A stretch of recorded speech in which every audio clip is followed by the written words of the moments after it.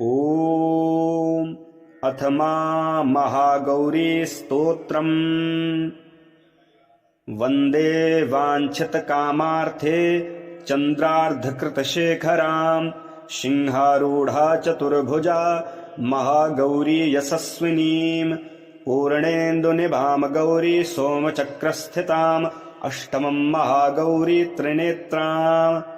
वराभीतिकरां त्रिशूलडमरूधरां महागौरी भजेम पटाम्बरपरिधानां मृदुभाष्यानानालङ्कारभूषितां मञ्जीरहारकेयूरकिङ्किणीरत्नकुण्डलमण्डितां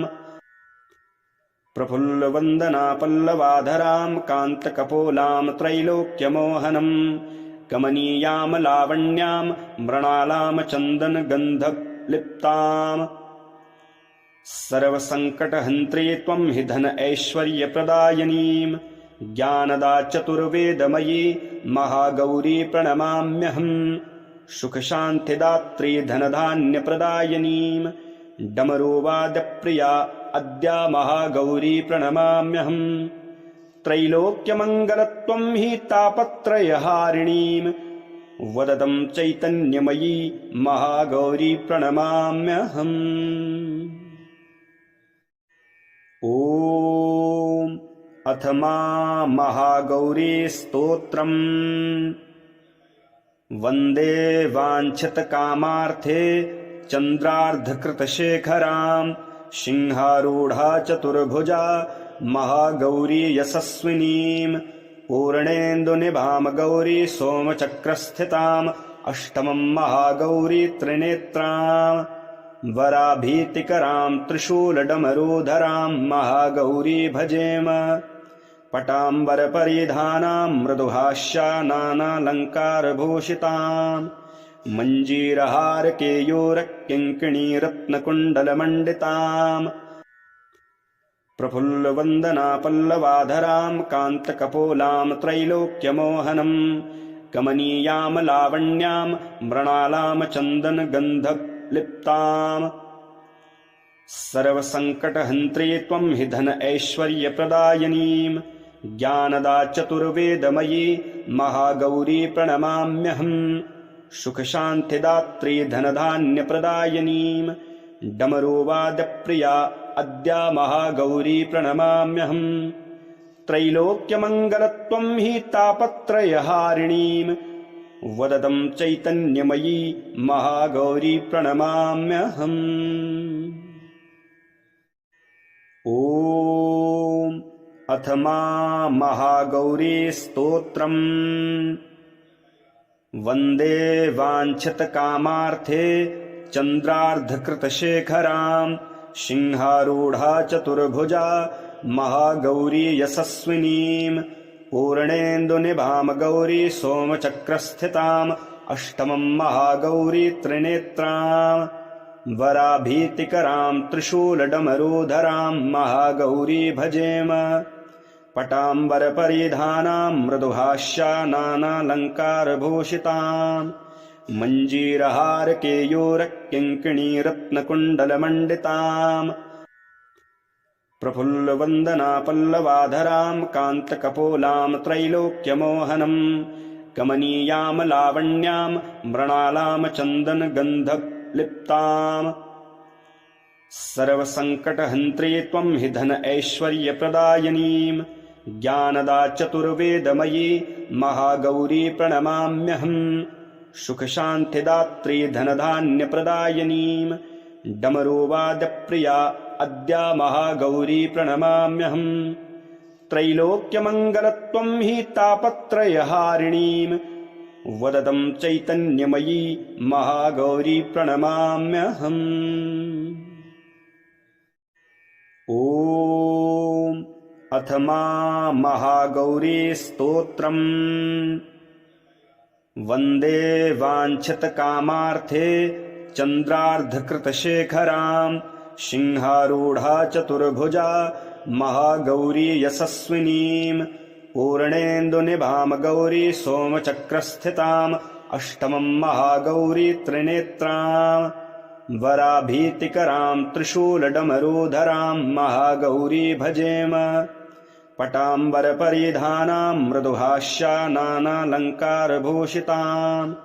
मञ्जीरहारकेयूरकिङ्किणीरत्नकुण्डलमण्डिताम्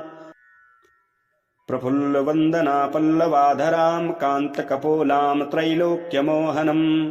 कमनीयां लावण्यां मृणालां चन्दनगन्धलिप्ताम् सर्वसङ्कटहन्त्री त्वं हि धन ऐश्वर्यप्रदायिनीं ज्ञानदा चतुर्वेदमयी महागौरी प्रणमाम्यहम्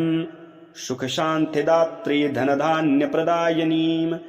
डमरुवाद्यप्रिया अद्या महागौरी प्रणमाम्यहम्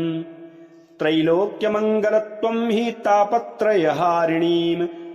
वदतं चैतन्यमयी महागौरी प्रणमाम्यहम्। ॐ अथ महागौरी स्तोत्रम् वन्दे वाञ्छितकामार्थे चन्द्रार्धकृतशेखरां सिंहारूढा चतुर्भुजा महागौरी यशस्विनीं पूर्णेन्दुनिभां गौरी सोमचक्रस्थिताम् अष्टमं महागौरी त्रिनेत्रां वराभीतिकरां त्रिशूलडमरूधरां महागौरी भजेम पटाम्बरपरिधानां मृदुभाष्यानानालङ्कारभूषितां मञ्जीरहारकेयूरकिङ्किणीरत्नकुण्डलमण्डितां प्रफुल्लवन्दनापल्लवाधरां कान्तकपोलां त्रैलोक्यमोहनं कमनीयां लावण्यां मृणालां चन्दनगन्धलिप्ताम् सर्वसङ्कटहन्त्री त्वं हि धन ऐश्वर्यप्रदायिनीं ज्ञानदा चतुर्वेदमयी महागौरी प्रणमाम्यहम् सुखशान्तिदात्री धनधान्यप्रदायिनीं डमरुवाद्यप्रिया अद्या महागौरी प्रणमाम्यहम् त्रैलोक्यमङ्गलत्वं हि तापत्रयहारिणीं वदतं चैतन्यमयी महागौरी प्रणमाम्यहम्। ॐ अथ महागौरी स्तोत्रम् वन्दे वाञ्छितकामार्थे चन्द्रार्धकृतशेखरां सिंहारूढा चतुर्भुजा महागौरी यशस्विनीं पूर्णेन्दुनिभां गौरी सोमचक्रस्थिताम् अष्टमं महागौरी त्रिनेत्रां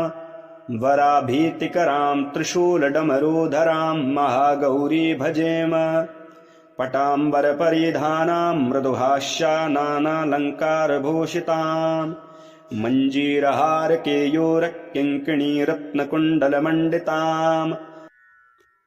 प्रफुल्लवन्दनापल्लवाधरां कान्तकपोलां त्रैलोक्यमोहनं कमनीयां लावण्यां मृणालां चन्दनगन्धलिप्ताम् सर्वसङ्कटहन्त्री त्वं हि धन ऐश्वर्यप्रदायिनीं ज्ञानदा चतुर्वेदमयी महागौरी प्रणमाम्यहम् सुखशान्तिदात्री धनधान्यप्रदायिनीं डमरुवाद्यप्रिया अद्या महागौरी प्रणमाम्यहम् त्रैलोक्यमङ्गलत्वं हि तापत्रयहारिणीं वदतं चैतन्यमयी महागौरी प्रणमाम्यहम्। ॐ अथ महागौरी स्तोत्रम् वन्दे वाञ्छितकामार्थे चन्द्रार्धकृतशेखरां सिंहारूढा चतुर्भुजा महागौरी यशस्विनीं पूर्णेन्दुनिभां गौरी सोमचक्रस्थिताम् अष्टमं महागौरी त्रिनेत्रां वराभीतिकरां त्रिशूलडमरूधरां महागौरी भजेम पटाम्बरपरिधानां मृदुभाष्यानानालङ्कारभूषितां मञ्जीरहारकेयूरकिङ्किणीरत्नकुण्डलमण्डितां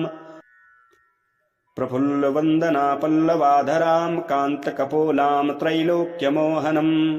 कमनीयां लावण्यां मृणालां चन्दनगन्धलिप्ताम् सर्वसङ्कटहन्त्री त्वं हि धन ऐश्वर्यप्रदायिनीं ज्ञानदा चतुर्वेदमयी महागौरी प्रणमाम्यहम् सुखशान्तिदात्री धनधान्यप्रदायिनीं डमरुवाद्यप्रिया अद्या महागौरी प्रणमाम्यहम् त्रैलोक्यमङ्गलत्वं हि तापत्रयहारिणीं वदतं चैतन्यमयी महागौरी प्रणमाम्यहम्। ॐ अथ महागौरी स्तोत्रम् वन्दे वाञ्छितकामार्थे चन्द्रार्धकृतशेखरां सिंहारूढा चतुर्भुजा महागौरी यशस्विनीं पूर्णेन्दुनिभां गौरी सोमचक्रस्थिताम् अष्टमं महागौरी त्रिनेत्रां वराभीतिकरां त्रिशूलडमरूधरां महागौरी भजेम पटाम्बरपरिधानां मृदुहास्यानालङ्कारभूषितां मञ्जीरहारकेयूरकिङ्किणीरत्नकुण्डलमण्डिताम् प्रफुल्लवन्दनापल्लवाधरां कान्तकपोलां त्रैलोक्यमोहनं कमनीयां लावण्यां मृणालां चन्दनगन्धलिप्ताम् सर्वसङ्कटहन्त्री त्वं हि धन ऐश्वर्यप्रदायिनीं ज्ञानदा चतुर्वेदमयी महागौरी प्रणमाम्यहम् सुखशान्तिदात्री धनधान्यप्रदायिनीं डमरुवाद्यप्रिया अद्या महागौरी प्रणमाम्यहम् त्रैलोक्यमङ्गलत्वं हि तापत्रयहारिणीं वदतं चैतन्यमयी महागौरी प्रणमाम्यहम्। ॐ अथ महागौरी स्तोत्रम् वन्दे वाञ्छितकामार्थे चन्द्रार्धकृतशेखरां सिंहारूढा चतुर्भुजा महागौरी यशस्विनीं पूर्णेन्दुनिभां गौरी सोमचक्रस्थिताम् अष्टमं महागौरी त्रिनेत्रां वराभीतिकरां त्रिशूलडमरूधरां महागौरी भजेम पटाम्बरपरिधानां मृदुहास्यानालङ्कारभूषितां मञ्जीरहारकेयूरकिङ्किणीरत्नकुण्डलमण्डितां प्रफुल्लवन्दनापल्लवाधरां कान्तकपोलां त्रैलोक्यमोहनं कमनीयां लावण्यां मृणालां चन्दनगन्धलिप्ताम् सर्वसङ्कटहन्त्री त्वं हि धन ऐश्वर्यप्रदायिनीं ज्ञानदा चतुर्वेदमयी महागौरी प्रणमाम्यहम् सुखशान्तिदात्री धनधान्यप्रदायिनीं डमरुवाद्यप्रिया अद्या महागौरी प्रणमाम्यहम् त्रैलोक्यमङ्गलत्वं हि तापत्रयहारिणीं वदतं चैतन्यमयी महागौरी प्रणमाम्यहम्। ॐ अथ महागौरी स्तोत्रम् वन्दे वाञ्छितकामार्थे चन्द्रार्धकृतशेखरां सिंहारूढा चतुर्भुजा महागौरी यशस्विनीं पूर्णेन्दुनिभां गौरी सोमचक्रस्थिताम् अष्टमं महागौरी त्रिनेत्रां वराभीतिकरां त्रिशूलडमरूधरां महागौरी भजेम पटाम्बरपरिधानां मृदुहास्यानालङ्कारभूषितां मञ्जीरहारकेयूरकिङ्किणीरत्नकुण्डलमण्डितां प्रफुल्लवन्दनापल्लवाधरां कान्तकपोलां त्रैलोक्यमोहनं कमनीयां लावण्यां मृणालां चन्दनगन्धलिप्ताम् सर्वसङ्कटहन्त्री त्वं हि धन ऐश्वर्यप्रदायिनीं ज्ञानदा चतुर्वेदमयी महागौरी प्रणमाम्यहम् सुखशान्तिदात्री धनधान्यप्रदायिनीं डमरुवाद्यप्रिया अद्या महागौरी प्रणमाम्यहम् त्रैलोक्यमङ्गलत्वं हि तापत्रयहारिणीं वदतं चैतन्यमयी महागौरी प्रणमाम्यहम्। ॐ अथ मा महागौरी स्तोत्रम्